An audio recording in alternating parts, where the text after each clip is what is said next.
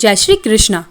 आज की इस वीडियो में हम श्री कृष्ण जन्माष्टमी की व्रत कथा को सुनेंगे, साथ ही जानेंगे भगवान श्री कृष्ण की कृष्ण जन्माष्टमी पर किस प्रकार पूजा आराधना की जाती है।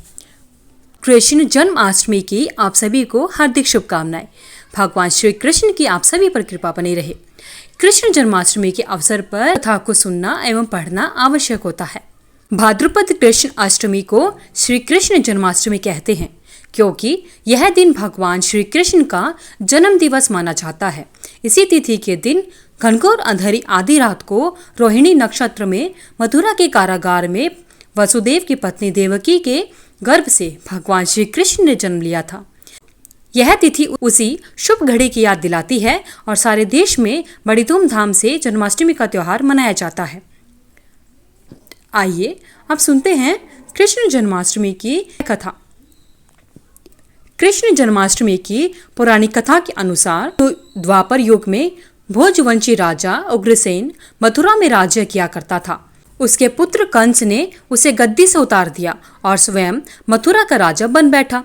कंस की एक बहन थी जिसका नाम देवकी था, जिसका विवाह वसुदेव नामक यदुवंशी सरदार से हुआ था। एक समय कंस अपनी बहन देवकी को उसके ससुराल पहुंचाने जा रहा था। रास्ते में आकाशवाणी होती है कि हे कंस, जिस देवकी को तू बड़े प्रेम से ले जा रहा है उसी में तेरा काल बसता है। इसी के गर्भ से उत्पन्न 8वां बालक तेरा वध करेगा और वही तेरी मृत्यु है। यह सुनकर कंस वसुदेव को मारने के लिए उद्यत हुआ। तब देवकी ने उससे विनयपूर्वक कहा कि हे भैया, मेरे गर्भ से जो संतान होगी उसे मैं तुम्हारे सामने ला दूंगी। बहनों को मारने से क्या लाभ है। कंस ने देवकी की बात मान ली और मथुरा वापस चला आया। उसने वसुदेव और देवकी को कारागार में डाल दिया। वसुदेव देवकी के एक एक करके 7 बच्चे हुए और 7 को जन्म लेते ही कंस ने मार डाला।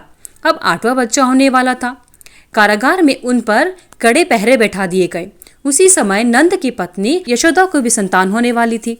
उन्होंने वसुदेव देवकी की जीवन को देख 8वें बच्चे की रक्षा का उपाय रचा। जिस समय वसुदेव देवकी को पुत्र पैदा हुआ उसी समय संयोग से यशोदा के गर्भ से एक कन्या का जन्म हुआ, और जो और कोई नहीं सिर्फ माया थी। जिस कोठरी में देवकी वसुदेव कैद थे उसमें अचानक प्रकाश होता है और उनके सामने शंख चक्र गदा पद्य धारण किए हुए चतुर्भुज भगवान प्रकट हुए। उन्होंने भगवान के चरणों में गिरकर कहा कि हे भगवान, हमारी संतान की रक्षा कीजिए। तब भगवान ने उनसे कहा कि मैं पुनः नवजात शिशु का रूप धारण कर लेता हूँ। तुम मुझे इसी समय अपने मित्र नंद जी के घर वृंदावन में भेजकर आओ और उनके यहाँ जो कन्या जन्मी है उसे लाकर कंस के हवाले कर दो। इस समय वातावरण सही नहीं है, फिर भी तुम चिंता ना करो। जागते हुए पहरेदार सो जाएंगे, कारागार के फाटक अपने आप खुल जाएंगे और उफनती नदी यानी यमुना को पार जाने का मार्ग दे देगी।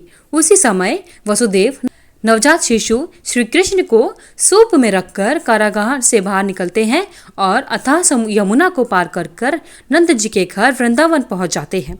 वहां उन्होंने नवजात शिशु को यशोदा के साथ सुला दिया और कन्या को लेकर मथुरा आ गए। कारागार के फाटक पहले की तरह बंद हो गए। अब कंस को सूचना मिली कि वसुदेव देवकी को संतान हुई है। उसने बंदी गृह में जाकर देवकी के हाथ से नवजात कन्या को छीनकर पृथ्वी पर पटक देना चाहा, परंतु वह कन्या आकाश में उड़ गई और वहां से कहा, अरे मूर्ख, मुझे मारने से क्या होगा। तुझे मारने वाला तो वृंदावन जा चुका है। वह जल्द ही तुझे तेरे पापों का दंड देगा। यह तो भक्तजनों, यह थी श्री कृष्ण जन्म की कथा। जन्माष्टमी का त्योहार भगवान कृष्ण के जन्मोत्सव की खुशी में मनाया जाता है। इस साल श्री कृष्ण भगवान का जन्म दिवस 26 अगस्त को मनाया जाएगा, यानी जन्माष्टमी का पावन त्योहार 26 अगस्त को मनाया जाएगा। इस शुभ अवसर पर भगवान श्री कृष्ण की पूजा आराधना की जाती है। साथ ही भगवान कृष्ण के बाल स्वरूप लड्डू गोपाल की पूजा की जाती है।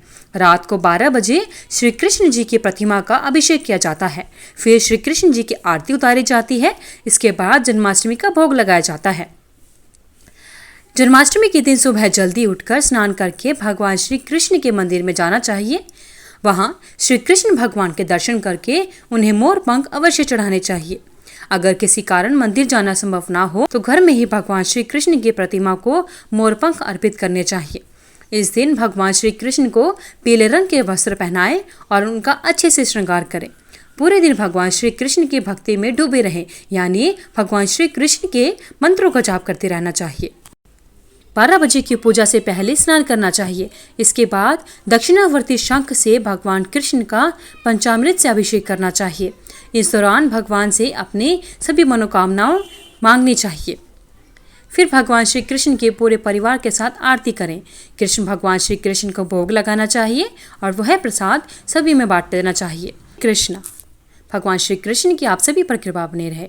हे भगवान श्री कृष्ण, जिस प्रकार आपने अपने भक्तों पर कृपा बनाते हैं, उसी प्रकार इस व्रत को करने वाले और व्रत कथा को सुनने वाले सभी पर अपनी कृपा बनाए रखना।